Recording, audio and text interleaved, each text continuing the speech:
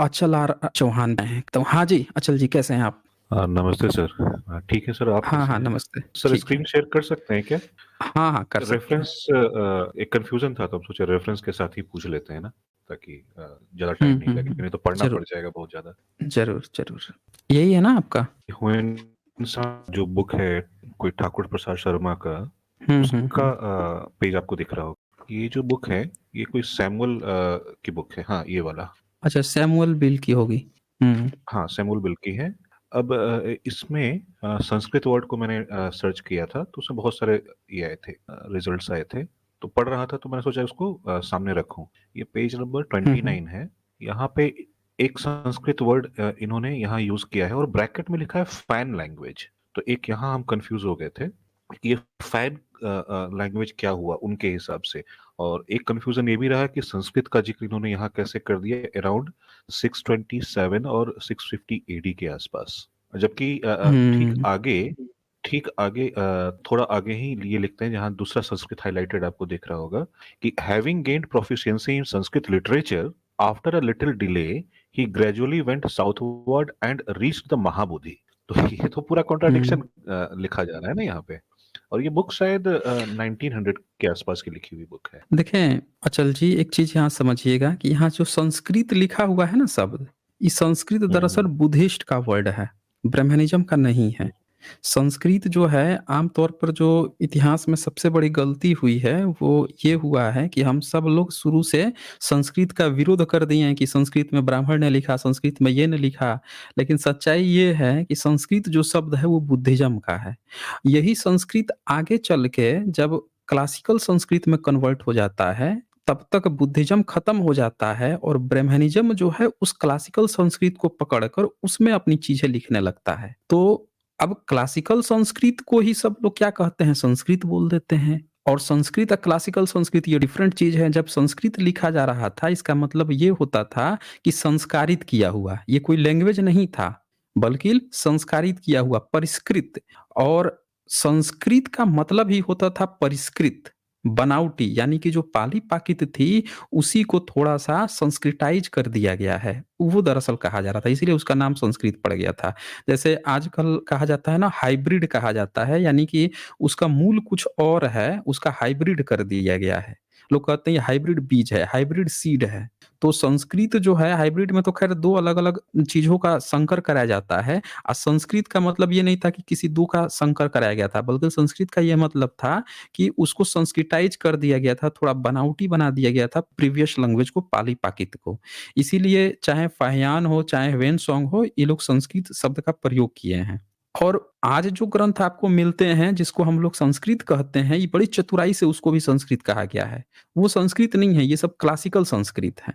ये चीज़ है यहाँ पे। जी। तो सर इस इसमें जब हम लोग डिस्कशन करते हैं तो इतना ज़्यादा डिटेल में तो सुनने को वो रेडी नहीं होते हैं। वो कहते हैं कि आपको प्रूफ दिखाना पड़ेगा कि कैसे है क्या नहीं, क्योंकि संस्कृत वर्ड का रेफरेंस यहाँ देने लगते हैं। और एक और ये है, बुक है सेम हुँ। होइनसांग की ही बुक। ये तो क्लियरली ये आ रहा है नजर। हुँ, हुँ, हुँ। आ रहा है। पेज नंबर 48 है, ठाकुर प्रसाद वर्मा की बुक। ओके। अब यहाँ इन लोग लिखते रहे कि ब्राह्मण चारों वेदों की शिक्षा पाते थे, जिसमें पहला शाव और ब्रैकेट में लिखा है ऋग्वेद। हुँ। तो मूल शब्द में ऋग्वेद नहीं है ना? मूल जो शब्द है यहाँ ये पे सर ये समझ गए कि वो वो ऋग्वेद नहीं है।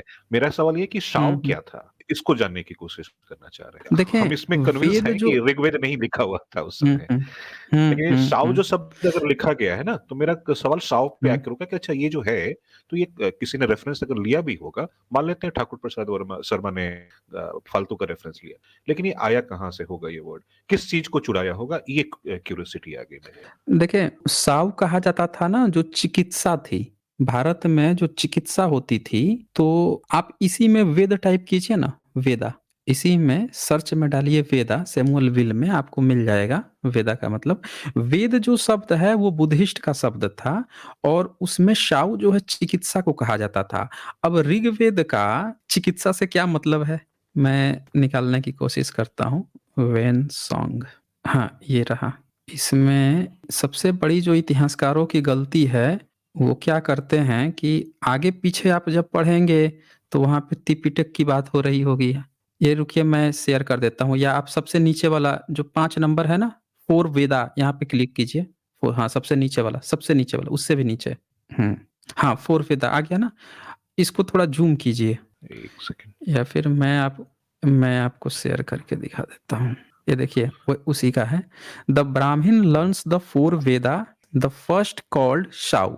साउ लिखा है यहाँ पे, और साउ का मतलब क्या है तो लॉन्गेविटी, जो फर्स्ट अच्छा वेदा, सर, इसको ये इसीलिए क्या बोल रहे इसीलिए हैं? शायद वो जब भी किसी भी चाइनीज ट्रैवलर का या इनका डिस्क्रिप्शन दिखा लिखा जा रहा था, तो हम बार बार हुँ, ये हुँ, कंफ्यूज हो रहे थे, इंग्लिश में डॉक्टर लिखा रहता था। तो क्या ये उसी से हुँ। कनेक्शन है यहाँ पे? मोस्टली क्या वो लोग वही वही चिकित्सा चीज़ से है। रिलेटेड होते थे? देखें, यहाँ वेद का मतलब ब्राह्मणों का वेद है ही नहीं। ये ब्राह्मण क्या करता है ना, बुद्धिस्ट के वेद शब्द को उठा के अपना पिताजी घोषित करता है। इतिहास का सबसे बड़ा घालमेल है जिसमें सारा ब्राह्मणवादी इतिहासकार शामिल है। मैंने जिस तरह संस्कृत का बताया कि संस्कृत का उस ब्राह्मण से कुछ भी लेना-देना नहीं है, उसी तरह से यहाँ जो वेद लिखा हुआ है, इस वेद का ब्राह्मणों से कुछ लेना-देना नहीं है। देखिए ध्यान से, यहाँ लिखा है द ब्राह्मण्स लर्न द 4 वेदा, ठीक है? 4 वेद पढ़ते हैं। ले ब्राह्मणों ने यहाँ से उठा के अपने 4 वेद बनाए हैं। पहला वेद क्या है? द फर्स्ट कॉल्ड साउ। अब साउ का क्या मतलब होता है? लॉन्गेविटी। लॉन्गेविटी मतलब आपके हेल्थ की बात करना, आपके चिकित्सा की बात करना। तो ब्रैकेट में क्या अनुवाद कर दिया? द आयुर्वेदा। यहाँ ये जो वेद इन्होंने शब्द घुसेड़ा आयुर्वेदा, बताइए पहला वेद ब्राह्मणों का लॉन्गेविटी या आयुर्वेद थोड़े है। पहला वेद तो ऋग्वेद होना चाहिए ना इनका। लेकिन यहाँ तो चिकित्सा की बात चल रही है।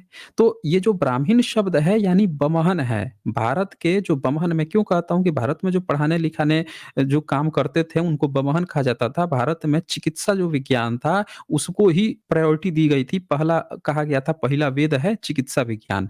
ये ब्राह्मणों ने ज़बरदस्ती अपना ऋग्वेद, यजुर्वेद, सामवेद थोपा है। ब्रैकेट करके यहाँ पे डाल दिया आयुर्वेद। बताइए फर्स्ट कह रहा है द फर्स्ट कॉल्ड साउ। ये बंदा 15 साल सर, भारत इसी में को रहा, इतना बड़ा ठाकुर स्कॉलर प्रसाद था। शर्मा सर ठाकुर प्रसाद ठाकुर शर्मा प्रसाद इसी शर्मा चीज को ब्राह्मणवादी हैं। वो प्रॉपर हाँ हाँ, ब्राह्मणवादी वही व्यक्ति हैं इसको ठाकुर प्रसाद आयुर्वेद शर्मा। आयुर्वेद की जगह वो वहां पे ऋग्वेद लिख रहे हैं।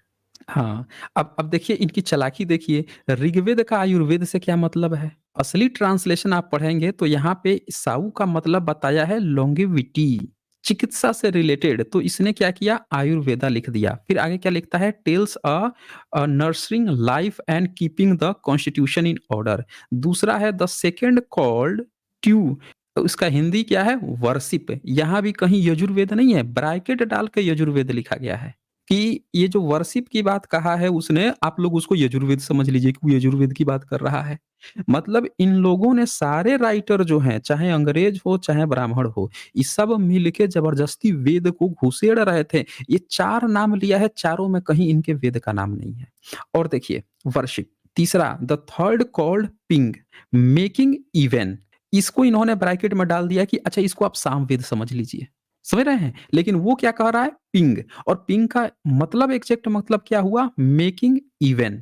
और इन्होंने जबरदस्ती घुसा दिया कि आप इसको सेम वेदा समझिए, क्योंकि ऊपर लिखा है कि 4 वेद भारत में पाए जाते थे। लेकिन ये 4 वेद कौन थे? बुद्धिस्ट के थे भाई। बुद्धिस्ट में होता है, योग होता है, उनके यहाँ चिकित्सा होती है। ये सब कहीं ऋग्वेद, यजुर्वेद, सामवेद है ही नहीं। जबरदस्ती ब्रैकेट करके घुसाया है यहाँ पे। और देखिए फिर इसके बाद से क्या कहता है? द फोर्थ कॉल्ड शाउ, और साउ का मतलब आर्ट्स है। अब आर्ट्स को इन्होंने क्या कह दिया? द अथर्ववेदा। इसको आप अथर्ववेद मान लीजिए। आप देख सकते हैं, आपके सामने लाइव खोल के मैंने दिखाया है ये, कि ये जो एक्चुअल ट्रांसलेशन है, इसमें इन्होंने ज़बरदस्ती लॉन्गेविटी को आयुर्वेद बना दिया, वर्शिप को यजुर्वेद बना दिया, और पिंग को इन्होंने सामवेद बना दिया, और आर्ट्स को इन्होंने अथर्ववेद बना दिया। वेद का नाम ही कहीं नहीं है। वेद का मतलब होता है कि भारत में अनुभव, कि भारत के जो बमहन हैं, शमन हैं, ये सब इन अनुभवों को सीखते थे, इन चीज़ों को सीखते थे। अनुभव कहाँ से आते हैं? तो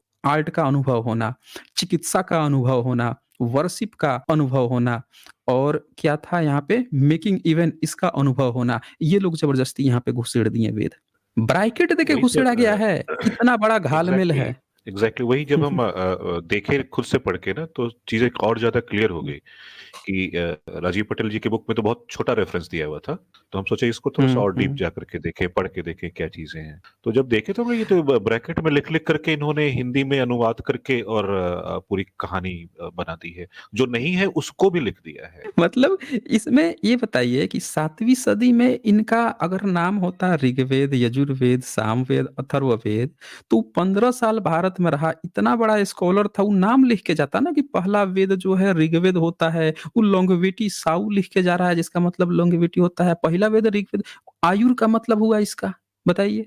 और वो उस विश्वविद्यालय का होनहार छात्र था ह्वेन-सॉन्ग, जिससे राजा हर्षवर्धन जो हैं, जिन्होंने राजा हर्षवर्धन के समय में जो संगीति हुई थी, छठी शायद संगीति हुई थी, उसमें रह के सबसे मेन मुख्य अतिथि था वो उसका।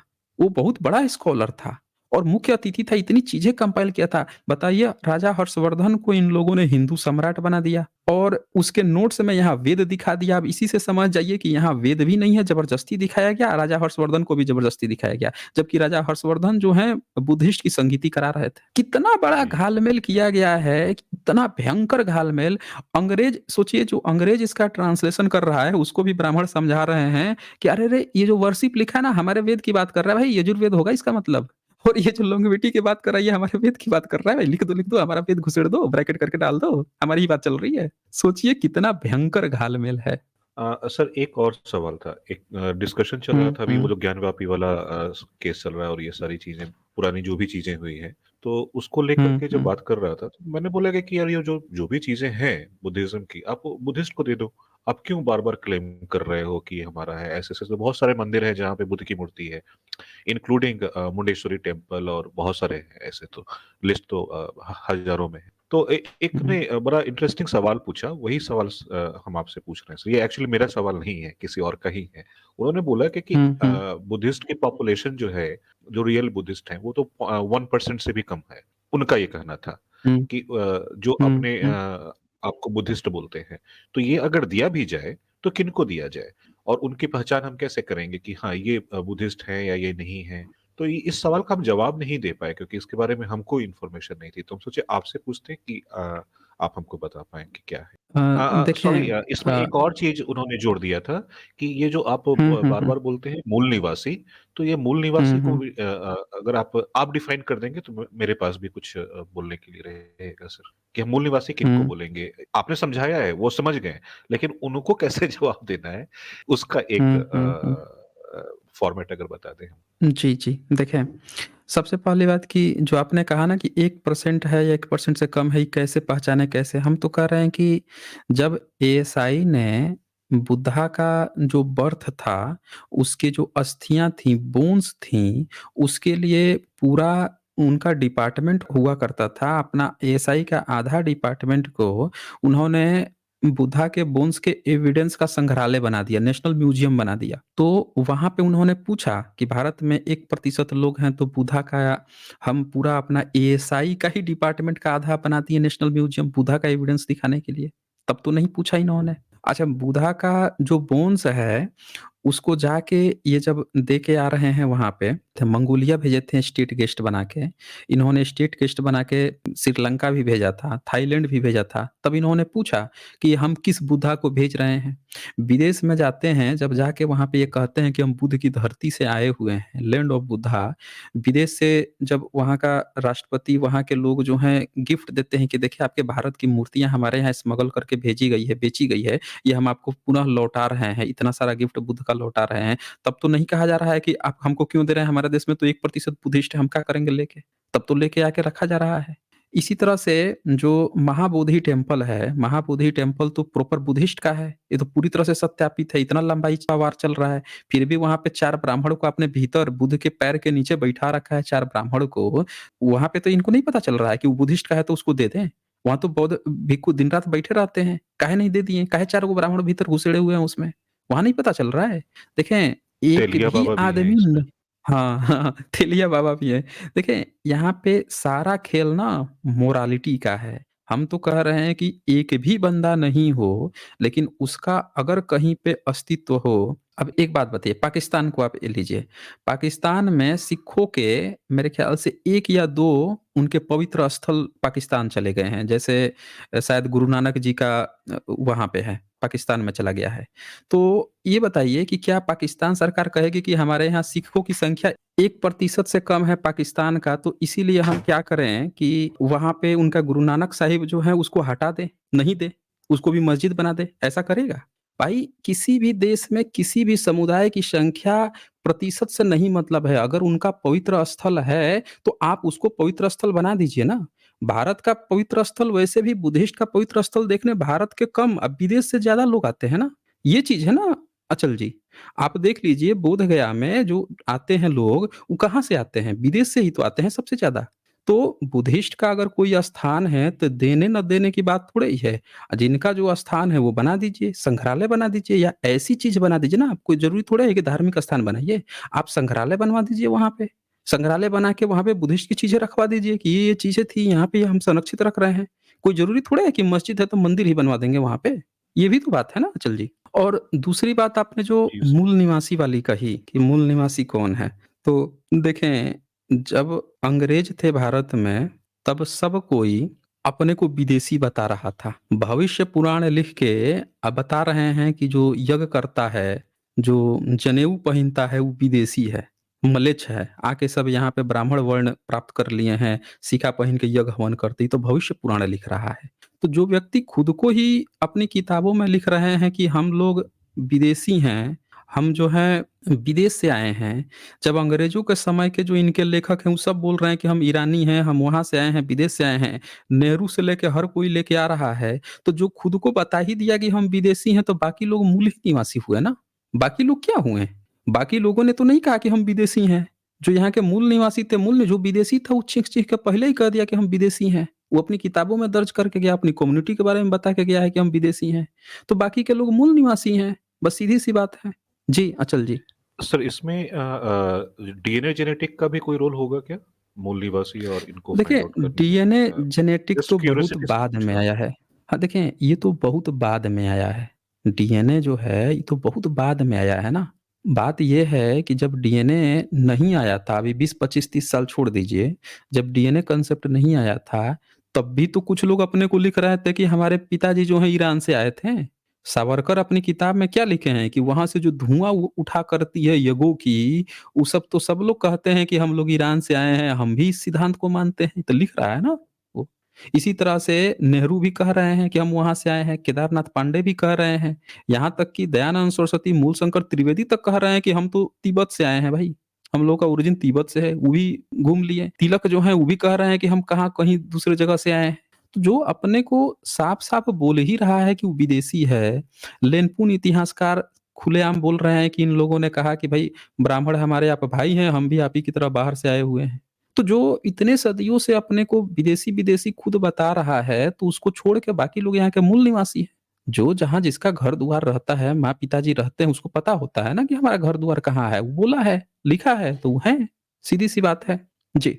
तो इस तरह इसका मतलब ये धीरे-धीरे जैसे थोड़ा और साइंस डेवलप होगा, जेनेटिक इंजीनियरिंग और ये सारी चीज़ें और डेवलप होंगी, तो हो सकता है और ज़्यादा क्लैरिटी आ जाएगी। मीन्स हम साइंटिफिकली भी प्रूव कर पाएँगे कि हाँ, कौन है, नहीं है। टेक्स्ट के वाइज़ तो काफ़ी क्लैरिटी है अभी। अच्छा सर, आज का जो टॉपिक था आपका, इससे एक सवाल ये उठता है कि बार-बार ये 1857 के गदर में मंगल पांडे जी को क्यों हाइलाइट किया था? कि सिर्फ पांडे हैं इसीलिए ना? और तो कोई रीज़न नहीं होगा ज़्यादा बड़ा। ऑब्वियसली वो कुछ किए जी, जी, होंगे, जी, लेकिन बिल्कुल। इतना ज़्यादा हाइलाइट करने का रीज़न तो ये होगा कि पांडे जी हैं, तो चलो भाई इनको हाइलाइट करो। तो आपने देखा नहीं कि अभी एक आए थे, एक ब्राह्मण महोदय आए थे, उनको भी झांसी की रानी गिनवा रहे थे, बता रहे थे। एक बार भी उनके मुँह से किसी दूसरे महिला का नाम निकला जिसने कभी लड़ाई की हो, लड़ी हो, सम्मान निकला? नहीं। जो महल छोड़ के भाग रही थी उसको भी अच्छाई में गिना रहे हैं, हैं? तो इनकी आदत पड़ गई है, देखें विदेशी कोई क्यों कहता है इनको? ये खुद पहले विदेशी कहे हैं। दूसरी बात इनकी सारी हरकतें वैसी है ना, हमेशा नस्लवाद इनके अंदर घुसा रहता है, हमेशा जातिवाद घुसा रहता है। दूसरे को बताते रहेंगे कि ये एंटी नेशनल है, एंटी हिंदू है, एंटी ये है, एंटी वो है, जबकि इनके सारी एक्टिविटी देख के लगता है कि ये पूरे एंटी इंडिया ही हैं ये, एंटी भारत ही हैं ये पूरे। ये सिर्फ़ अपनी जाति की बात करते हैं, अपनी ही जाति की छोटी-छोटी चीज़ों को, गलत-गलत चीज़ों को सही-सही बताने का प्रयास करते हैं। तो ये लोग पूरे के पूरे एंटी भारतीय हैं ये, एंटी इंडियन हैं ये लोग पूरे। हमेशा अपने नस्ल की बात, चाहे अच्छी हो बुरी, दूसरे की कितनी भी अच्छी हो, तुलसीदास यही तो लिख रहा है ना कि शूद्र चाहे जितना गुण ज्ञान से प्रवीण हो, फिर भी उसकी पूजनीय नहीं है। ब्राह्मण कितना भी गुणहीन हो, कितना भी शील हो, तो ही पूजनीय है। तभी तो उसको धर्मग्रंथ मान रहे हैं। ये धर्मग्रंथ उसको क्यों मानते हैं? इनकी सारी एक्टिविटी में यही घुसा हुआ है कि हम कितना भी खराब से खराब काम करें, उसको जस्टिफाई करना है। तो ये चीज़ है इनके सर अंदर। इसमें एक जी। छोटा-सा टेस्ट किए थे, वो आपसे शेयर हुँ, हुँ, करते हैं। हुँ। एक ओके। जानने वाले ही हैं जो कि अभी पूरा राम मंदिर के ऊपर सब कुछ चल रहा था तो उसमें भी एंगेज थे। तो बैठे हुए थे हम लोग साथ में, तो बात हो रही थी तो उनसे पूछा मैंने कि आप क्यों कर रहे हैं? तो नहीं, हिंदू राष्ट्र बनना चाहिए। तो मैंने बोला बिल्कुल बनना चाहिए, बनना ज़रूरी भी है। तो आप बताइए आपका क्या कास्ट है? तो उन्होंने अपना कास्ट बताया, ओबीसी में आते थे। तो मैंने बोला कि चलिए आप ओबीसी हैं, कोई बात नहीं, हिंदू राष्ट्र बन जाएगा तो हिंदू राष्ट्र में ओबीसी की क्या पोजीशन होगी? तो वो चुप हो गए, उनके पास जवाब नहीं था। तो सर मेरा ये कहना था कि जैसे ही हम सही सवाल पूछते हैं ना, तो सही सवाल पूछने में वो चुप हो जाते हैं। तब उनको ये रियलाइज हुआ कि हुँ, एक्चुअली हुँ। में इस पूरे हिंदू राष्ट्र की कल्पना में तो उनका तो कोई स्थान नहीं है। तो हम उनको बताए कि जब आप हिंदू राष्ट्र बोल रहे हैं, ये एक्चुअली तो हिंदू राष्ट्र नहीं है, ये तो ब्राह्मण राष्ट्र की कल्पना हो रही है ना। हुँ, हुँ, हुँ। तब बिल्कुल। तब उनका दिमाग घुमा और मैंने ये वर्ड पहली बार यूज किया। हिंदू राष्ट्र की जगह जैसे ही मैंने उसको रिप्लेस किया कि ये हिंदू राष्ट्र नहीं, ये तो ब्राह्मण राष्ट्र की कल्पना कर रहे हैं आप। तो शायद बिल्कुल, ये बिल्कुल। ये ब्राह्मण नहीं राष्ट्र बोलना यही शुरू करें हम तो ज़्यादा अच्छा होगा। यही शुरू करना पड़ेगा, यही ही शुरू करना पड़ेगा कि हिंदू राष्ट्र नहीं भाई ब्राह्मण राष्ट्र ही कहो, वो ज़्यादा सही है। जब ब्राह्मण ही सर्वे सर्वा है, ब्राह्मण ही हर चीज़ पे बैठा है, तो हिंदू काहे लिए कह रहे हो ज़बरदस्ती? ब्राह्मण राष्ट्र कहो। ब्राह्मण चलाएगा, ब्राह्मण जब भगवान के पैर पर लात मार सकता है, छाती पे लात मार सकता है, यानी भगवान से तो बड़ा ब्राह्मण है, ठीक है? ब्राह्मण राष्ट्र कहो, ब्राह्मण राष्ट्र बनेगा।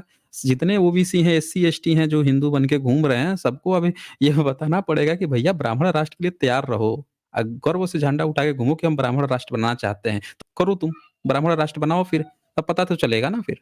और इसमें तो वो भी बोल रहे हैं ना कि हिंदू राष्ट्र बनेगा और मनुस्मृति जो है वो संविधान को रिप्लेस करेगा। तो आप कर क्या रहे हैं? आप ब्राह्मण राष्ट्र ही बना रहे हैं ना, तो हिंदू राष्ट्र मत बोलिए इसको, क्योंकि सही हुँ, सारा हुँ, खेल तो बिल्कुल, नैरेटिव का है। बिल्कुल। जैसे ही आप बिल्कुल, शब्दों का बिल्कुल, हेर-फेर कर नैरेटिव देते चल हैं, रहा है। हुँ, हुँ। क्योंकि ये हिंदू राष्ट्र कर करके जितने भी इनके कैडर में बाकी के लोग हैं, वो तो सब 80% में बिलॉन्ग कर रहे हैं या 85% में हैं। कितने सवर्ण हैं जो कि बिल्कुल। इनके हार्डकोर कैडर में हैं या इवन सैनिक या जो भी हैं। तो जैसे ही हम हुँ, मैंने हुँ। इस शब्द को चेंज किया ना, उनका चेहरा देखने लायक था कि उनको ये रियलाइजेशन वाला चेहरा था। वो ऐसा नहीं कि वो शर्म से ऐसा थे, उनको ये रियलाइज़ हुआ हुँ, कि हुँ। नहीं, एक्चुअली तो हम तो ब्राह्मण राष्ट्र बना रहे हैं, हम हिंदू राष्ट्र तो बना ही नहीं रहे हैं। हुँ, बिल्कुल सही, बिल्कुल सही। ठीक है, अचल जी, आज हम लोगों का ठीक है छोटा सर, सेशन थैंक यू। रहता हाँ, है, हाँ, हाँ। तो फिर okay, thank you sir, thank thank you, thank you sir. You. Hmm, thank you.